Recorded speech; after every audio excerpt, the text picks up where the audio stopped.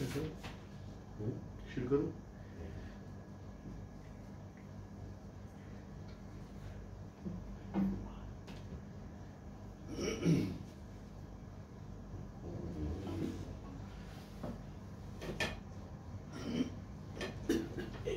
सही से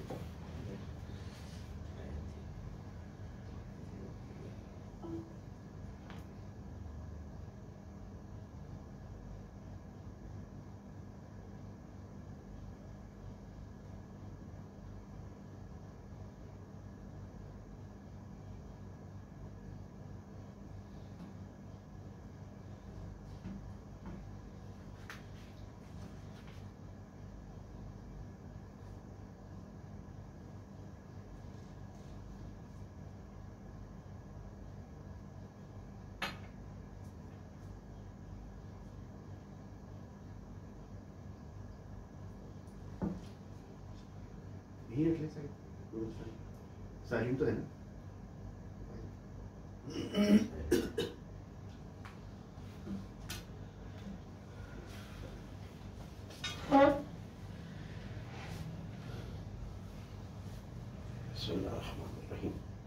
औज़ुबिल्लाहिमिनश्शैतानिर्रजीम बिस्मिल्लाहिर्रहमानिर्रहीम। तमाम तारीफ़ खुदा बरतर के लिए, दुरूद व सलाम मोहम्मद व आले मोहम्मद के लिए।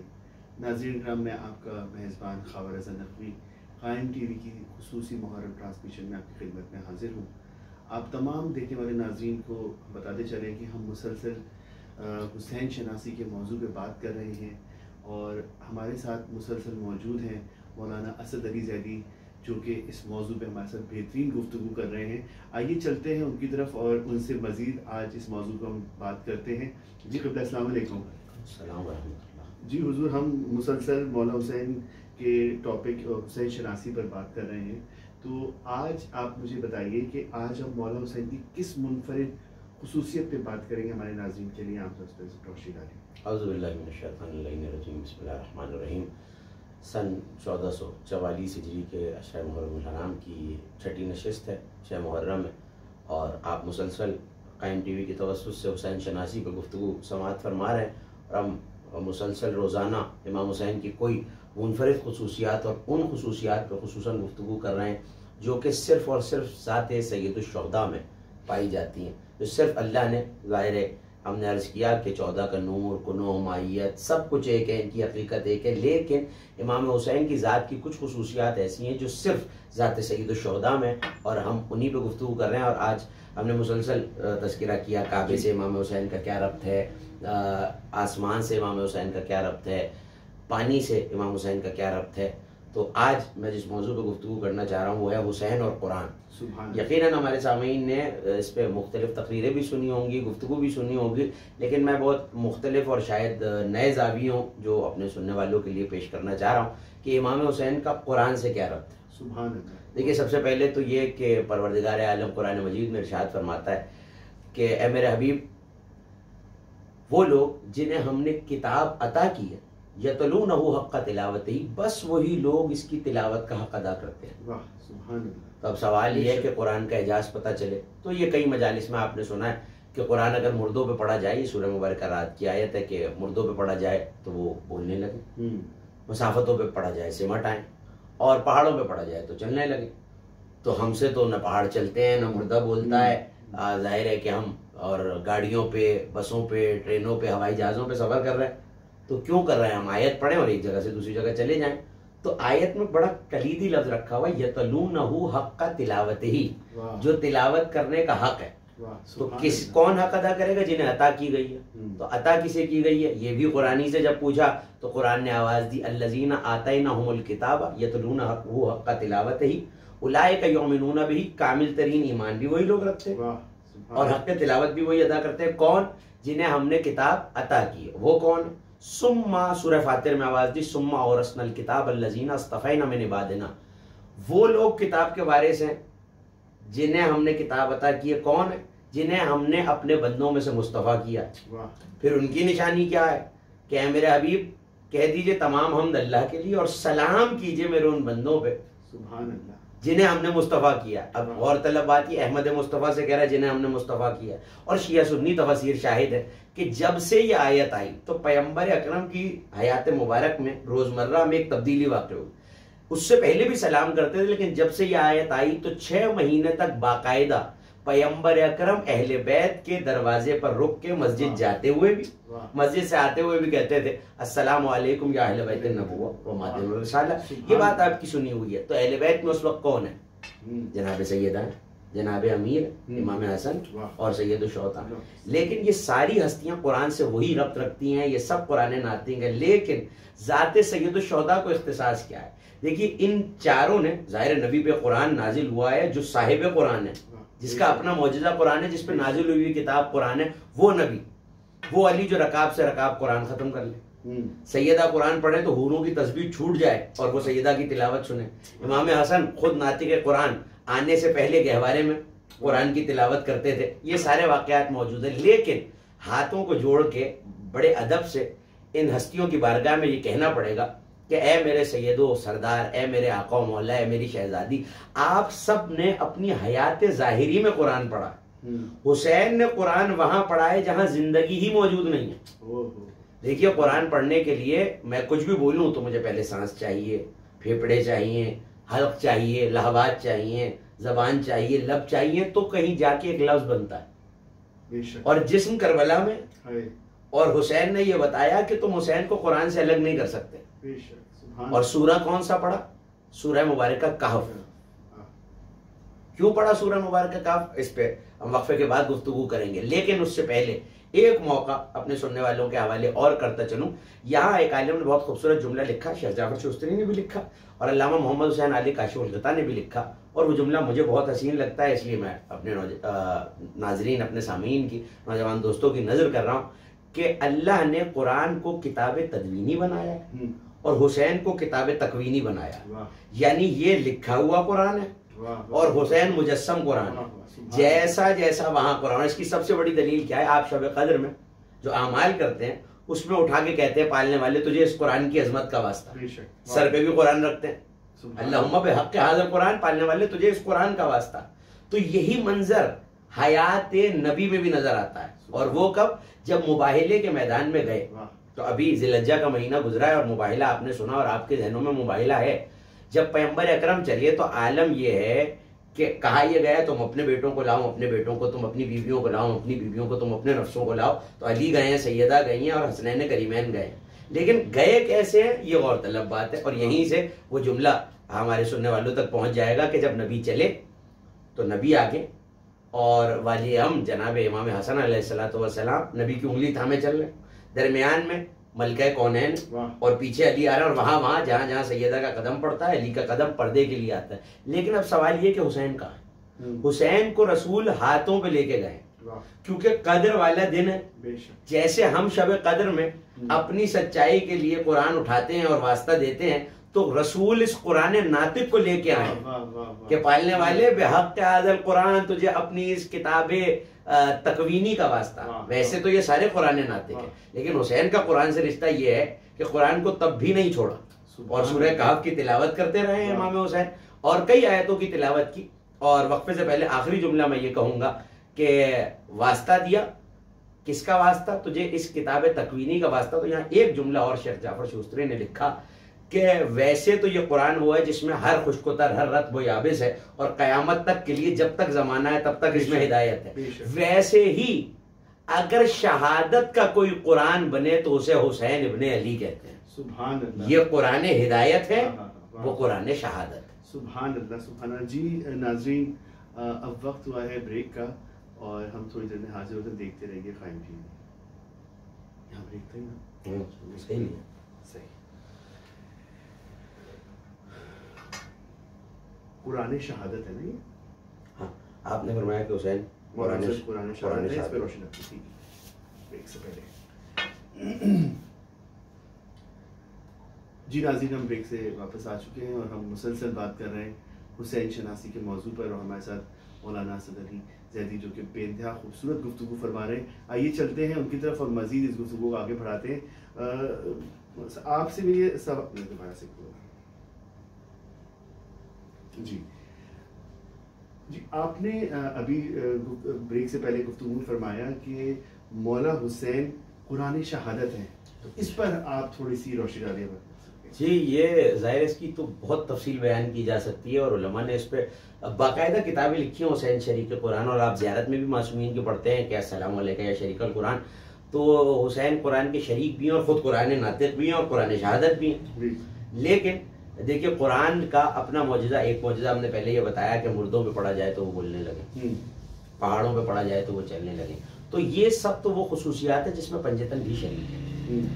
लेकिन कुरान की एक ऐसी खुसूसियत है जो सैयद शुहदा से बिल्कुल जुड़ी हुई है और वो मुत्तसिल है। सुभान अल्लाह। और वो क्या है?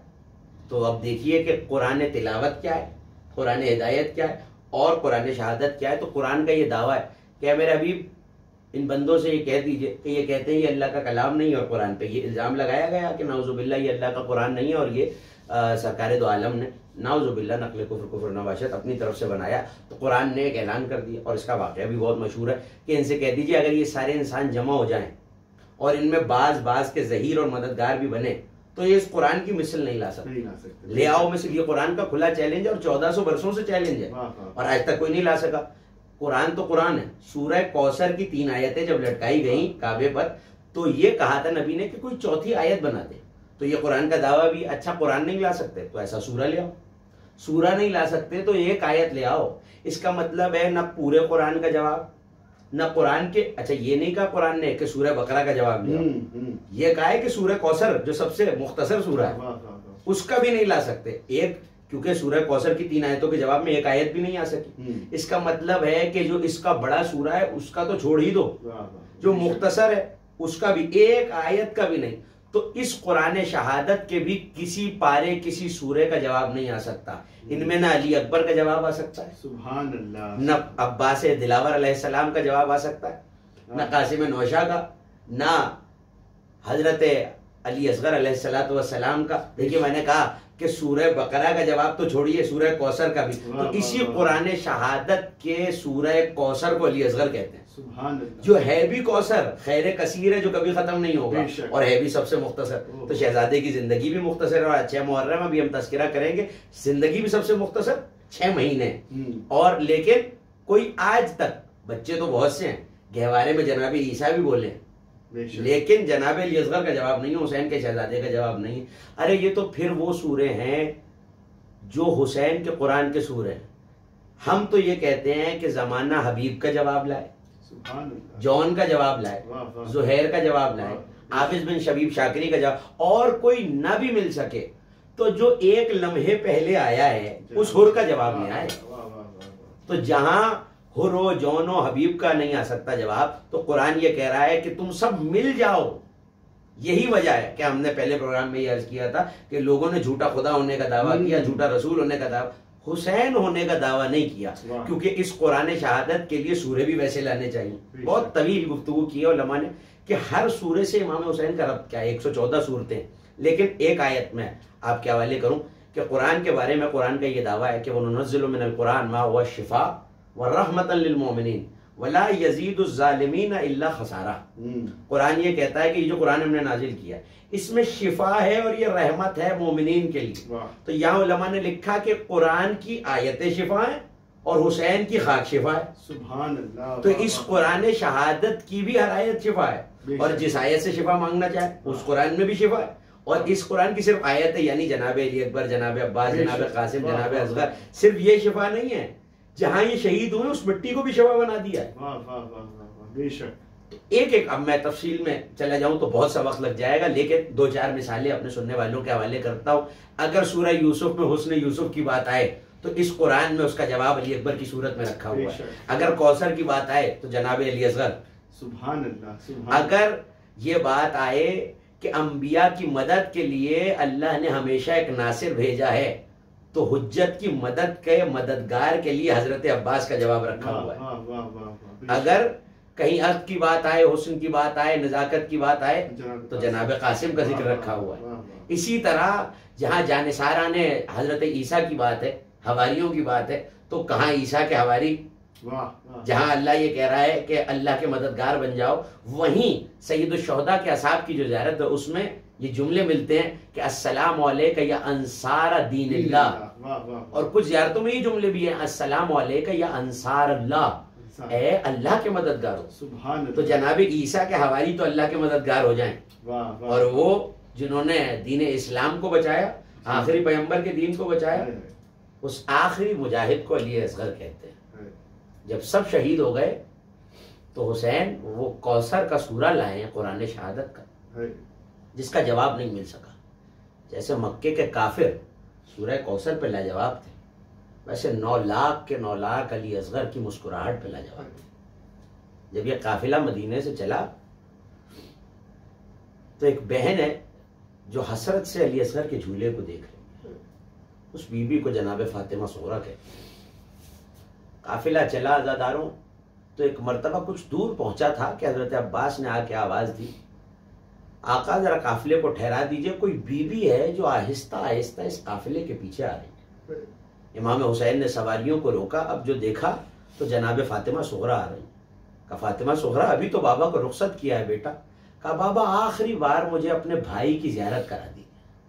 अली असगर बहन की आगोश में आए। मक्तल कहता है बहुत देर भाई और बहन में गुफ्तगू होती रही, लेकिन जब बहुत देर गुजर गई और चलने का वक्त आया तो सैयद शोहदा ने मादर अली असगर को भेजा, जनाब उम्मे रबाब आई और कहा लाओ फातिमा सुगरा भाई को माँ की आगोश में दे दो। तो एक मर्तबा मख्तल ये कहता है कि बच्चे ने मुंह बहन की तरफ फेर लिया। शहजादा किसी की आगोश में नहीं आता। जनाब ज़ैनब आगे बढ़ती हैं, जनाब उम्मे कुलसूम आगे बढ़ती हैं, लेकिन शहजादे किसी की आगोश में ना आए। एक मर्तबा मख्तल ने लिखा कि अब इमाम हुसैन ने कदम बढ़ाया तो जनाब सुगरा ने कदम पीछे हटा के कहा बाबा मेरे भाई को मेरी आगोश से छीन न लेना, अगर असगर खुद आ जाए तो आप बुला लीजिए। इमाम हुसैन ने बाहों को फैलाया, अली असगर नहीं आए। मख्तल कहता है कि हुसैन अपने लबों को उस 6 महीने के शहजादे के कानों के करीब लाए और कोई जुमला कहा। उलमा ने लिखा कि शायद हुसैन ने यह कहा हो कि असगर अगर आज तुम करबला न जाओगे तो हुरमला का तीर कौन खाएगा।